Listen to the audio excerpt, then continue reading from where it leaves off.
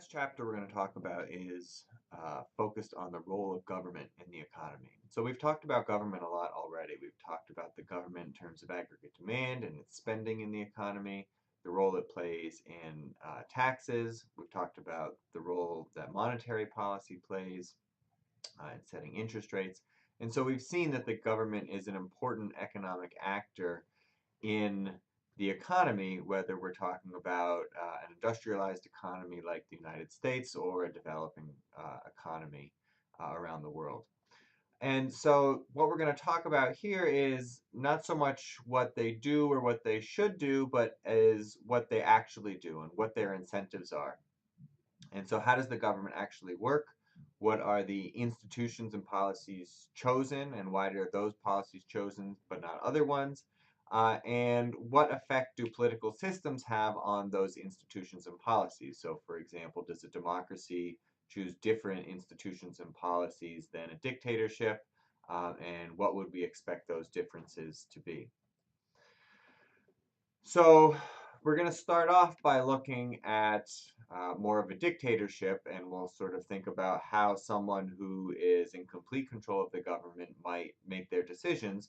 And then we'll move over to a democracy and see why a democracy works, why it doesn't work, what are some policies that a democracy might choose. And then we will look at some of the limits of government. So government can't do everything it wants to for good or bad. So one example that the book points out is the role that government and democracy has on policies. So this is the pension payments to people of different races in South Africa, both before and after apartheid. And so you can see that white South Africans were received a much higher pension than black South Africans until the elimination of apartheid in the 1990s, at which point they were all equalized.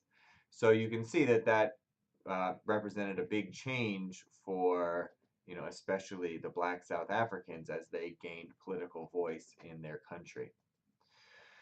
So we can think of government, we sort of need to define government, and the basic definition that most people agree to is that it's the entity within a country or state or city that can dictate what people either must do or must not do. And if people don't follow those dictates, then the government can use force and restraints on an individual's freedom.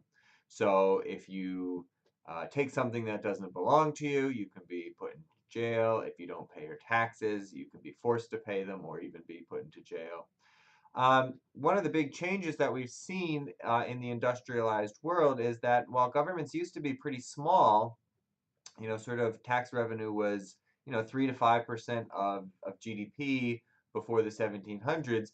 It grew, so this graph here shows the United Kingdom. It grew in the 1700s to around 10% of GDP, peaked during the Napoleonic Wars in the early part of the 19th century, but then came back down to about 10% of GDP.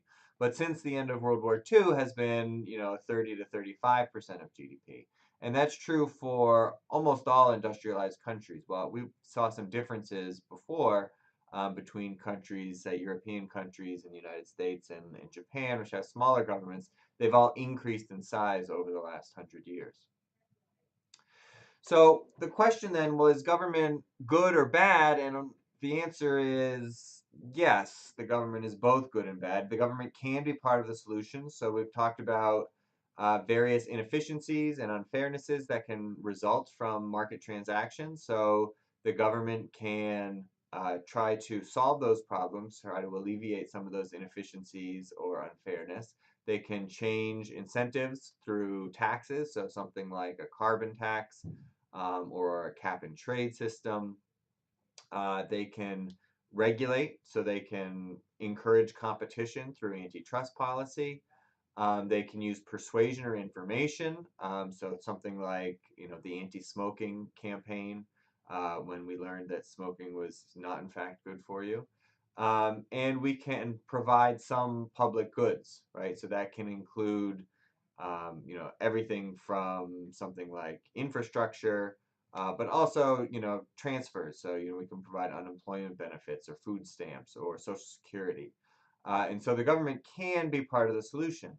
But of course, the government can also be part of the problem. Part of the issue is that any organization that has that much power also has a large capacity to do a lot of harm as well as benefits. Um, so they can use force to, silence opponents. They can uh, give benefits to private interests. The idea behind well-governed societies is that you place limits on government power, right? And so a lot of the United States Constitution was all about trying to place limits on the federal government. With democratic elections, if there's a bad government, it can be thrown out as long as those democratic elections are listened to.